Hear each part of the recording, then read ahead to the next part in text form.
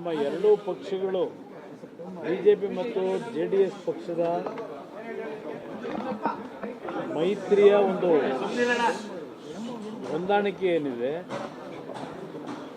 ಇವತ್ತಿನ ಸಭೆಯಲ್ಲಿ ಪ್ರಮುಖವಾಗಿ ಚರ್ಚೆ ಮಾಡಿರ್ತಕ್ಕಂಥದ್ದು ನಾಳೆ ನಡೀತಾ ಇರತಕ್ಕಂಥ ಪಾದಯಾತ್ರೆ ಏನಿದೆ ಜೆಡಿಎಸ್ ಪಕ್ಷದ ವತಿಯಿಂದ ಮಾಡ್ತಾ ಇರತಕ್ಕಂಥದ್ದು, ಅದರಲ್ಲಿ ಬಿಜೆಪಿಯ ನಾಯಕರುಗಳು ಸಹ ಸಾಂಕೇತಿಕವಾಗಿ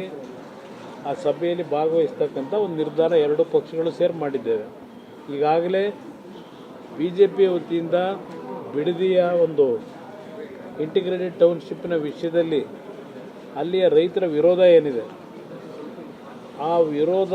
ವಿರೋಧವನ್ನು ಗಮನದಲ್ಲಿಟ್ಟುಕೊಂಡೇ ನಾವುಗಳು ಇವತ್ತು ಸರ್ಕಾರದ ಈ ಒಂದು ರೈತ ವಿರೋಧಿ ನೀತಿಯನ್ನು ಖಂಡಿಸಿ ಎರಡೂ ಪಕ್ಷಗಳು ಏನು ಹೋರಾಟ ಮಾಡಿದ್ದೇವೆ ಅದನ್ನು ಮುಂದುವರಿಸ್ತಕ್ಕಂಥದ್ದು ಒಂದು ತೀರ್ಮಾನ. ಅದಕ್ಕಿಂತ ಪ್ರಮುಖವಾಗಿ ಇವತ್ತು ಅಶೋಕ್ ಅವರು, ನಾನು, ನಾರಾಯಣ ಸ್ವಾಮಿಯವರು, ನಮ್ಮ ಪಕ್ಷದ ಶಾಸಕಾಂಗ ಪಕ್ಷದ ನಾಯಕರು ಸುರೇಶ್ ಬಾಬು, ಭೋಜೇಗೌಡರು ಮತ್ತು ಲೋಕಸಭಾ ಸದಸ್ಯರು ಮಲ್ಲೇಶ್ ಅವರು ಮತ್ತು ರವಿಕುಮಾರ್ ಅವರು, ನಾವೆಲ್ಲರೂ ಸೇರಿ ಇವತ್ತು ಚರ್ಚೆ ಮಾಡಿರ್ತಕ್ಕಂಥದ್ದು ಪ್ರಮುಖವಾಗಿ ಮುಂದಿನ ವಿಧಾನಸಭೆ ಕಲಾಪ ಏನಿದೆ ಎರಡೂ ಸದನದಲ್ಲಿ ಇವತ್ತು ಹಲವಾರು ಜನತೆಯ ಸಮಸ್ಯೆಗಳೇನಿದೆ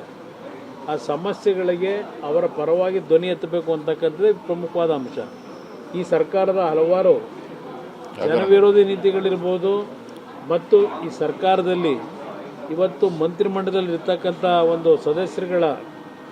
ಮಂತ್ರಿಗಳ ಏನು ಬ್ಯಾಕ್ಗ್ರೌಂಡ್ ಇದೆ, ಈಗಾಗಲೇ ಕೆಲವು ವಿಷಯದಲ್ಲಿ ಕಾನೂನಿನ ವ್ಯಾಪ್ತಿನಲ್ಲಿ ಇವತ್ತು ಟೀಕೆಗಳು ಕೆಲಸ ನಡೀತಾ ಇರತಕ್ಕಂಥದ್ದು ಏನಿದೆ ಕಾನೂನಿನ ಹಿನ್ನೆಲೆಯಲ್ಲಿ ಇವತ್ತು ತನಿಖೆಗಳು ಸಹ ಇದೆ. ತನಿಖೆಯಲ್ಲಿ ಇರ್ತಕ್ಕಂಥವ್ರಿಗೇನು ಮಂತ್ರಿಮಂಡಲದಲ್ಲಿದ್ದಾರೆ ಅದರ ಬಗ್ಗೆನೂ ಚರ್ಚೆ ಪ್ರಮುಖವಾಗಬೇಕು ಅನ್ನೋದು